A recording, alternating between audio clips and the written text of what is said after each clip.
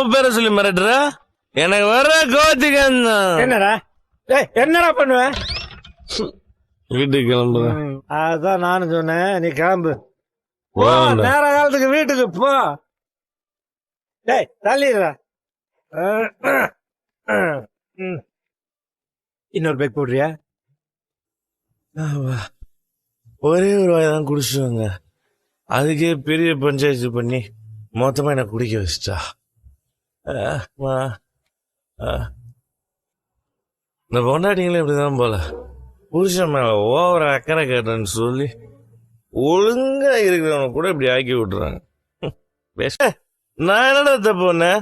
பா என்னப்பா சொல்றாங்க? தெரியாத மாதிரி பேசாதீங்க.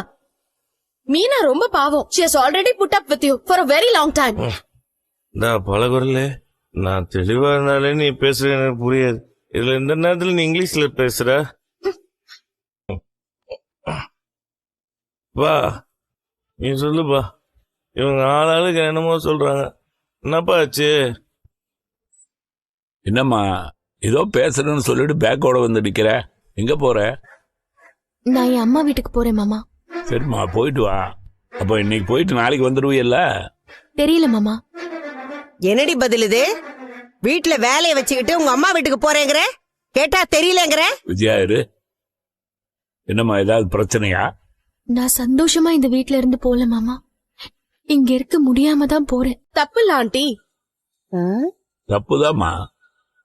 ஒருத்தர் எப்பவுமே திருட மாட்டான், எப்பவா வந்தா திருடுவான்னா அது சரியாகுமாமா?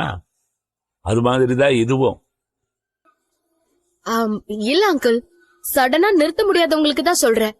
அந்த மாதிரி சொன்னா கொஞ்சம் கொஞ்சமா அவங்களே கண்ட்ரோலுக்கு வந்துருவாங்க. நீ சொல்றது எனக்கு புரியுதுமா. ஒரு அப்பாவா முத்து நீ அளவா கூட்டிட்டு சொல்ல முடியாது, குடிக்காதேன்னு தான் சொல்ல முடியும். நானும் பல தடவை சொல்லிட்டேன். சார் அதை எங்க மதிக்கிறாரு?